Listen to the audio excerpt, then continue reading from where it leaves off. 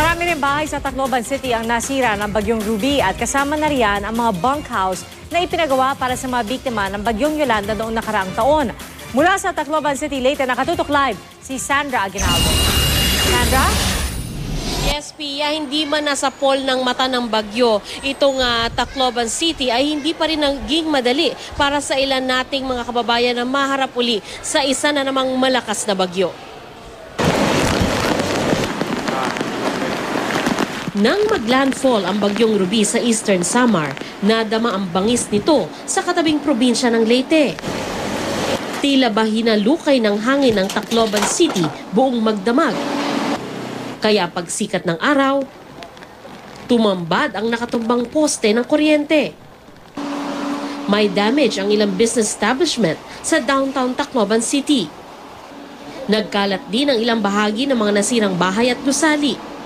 Pero higit pa sa nasirang tirahan at hirap ng kalagayan sa mga evacuation center, mas iniinda ng ilang residente ang hirap sa kalooban ng pagbabalik ng alaala ng Bagyong Yolanda.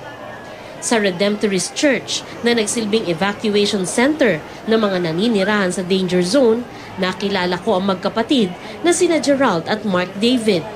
Sa mura nilang edad, veterano na sila sa Bagyong Yolanda at Ruby. Sabi ni Mama, parang sumisigaw ka daw. Ba't ka sumisigaw kagabi? Tatakot ako. Anong sinasabi mo kagabi? Mama, Bakit? Ano sana yung gusto mong mangyari kagabi? Ba't mo tinatawag si Mama? natatakot kasi ako. Ano gusto mo sana gawin nyo kagabi? Pumunta kami doon. Doon sa may altar? Bakit mo gusto pumunta sa may altar? Kasi hindi naanuhan ng hangin. Kwento ni Alma, nag-iyakan ng ilang bata kagabi dahil sa takot sa umaalulong na hangin at hampas ng ulan. Ayaw na namin maulit kasi mayroon na silang kabanga.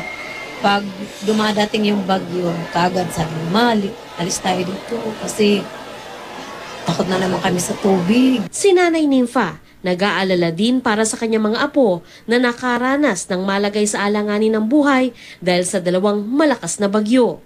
Ang masaklap, pag-alis niya sa evacuation center, uuwi siya sa kanyang barong-barong na nakatayo sa lugar na pinagbabawal ng tirhan ng tao. Gusto mo na rin ba umalis sa no-build zone? Yes, ma'am. Kung mayroon ko lang, aalis ako kasi inaalala ko yung kahirapan yung mga anak ko, mga kaapuhan. Yung mga apo ko, sobra 20. Pero yun ang nasa isip ko. Panawagan ko sa gobyerno, kung mayroon man itutulong sa amin, tulungan kami ng madaling panahon. Sa akin likuran, marami-rami pa rin yung mga evacuees pero pinagsabihan na sila ng local government na pwede na silang umuwi ngayong gabi. Kaugnay naman doon sa kabuuan ng Leyte Province po, ayon kay Governor Dominic Petilla, ay no casualty sila sa kabila ng bagsik ng Bagyong Ruby. Pia? Maraming salamat, Sandra Aguinaldo.